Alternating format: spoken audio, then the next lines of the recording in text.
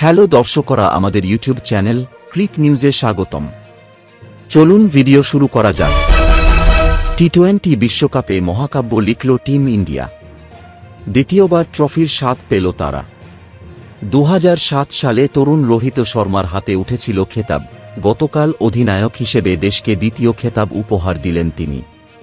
গত কয়েক বছরে একের পর এক আইসিসি টুর্নামেন্টের সেমিফাইনাল বা ফাইনালে গিয়েও খালি হাতে ফিরতে হচ্ছিল ভারতকে। সেই সাপমোচনের উপাখ্যানও লেখা থাকল কেনসিংটন ওভালের 22 গজে। ক্যারিবিয়ান দ্বীপপুঞ্জে ভারত ট্রফি জেতে না, চুরমার হল বছরের পর বছর ধরে চলতে থাকা এই মিথ।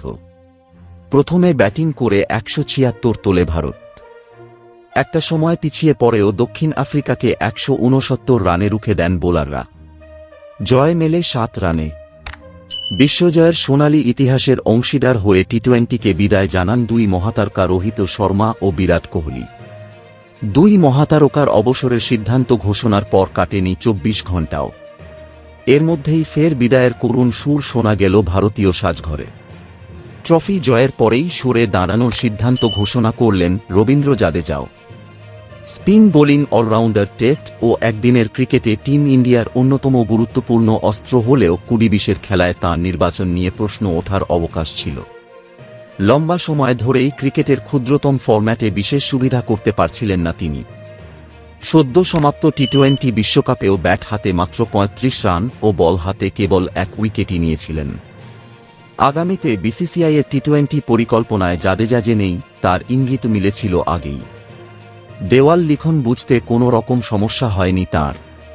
ট্রফি জয়ের সোনালী আলো গায়ে মেখেই বিদায় ঘোষণা করলেন জাদেজা। দেশের জার্সিতে 2009 সালে টি-20 অভিষেক হয়েছিল সৌরাষ্ট্রের ক্রিকেটারের।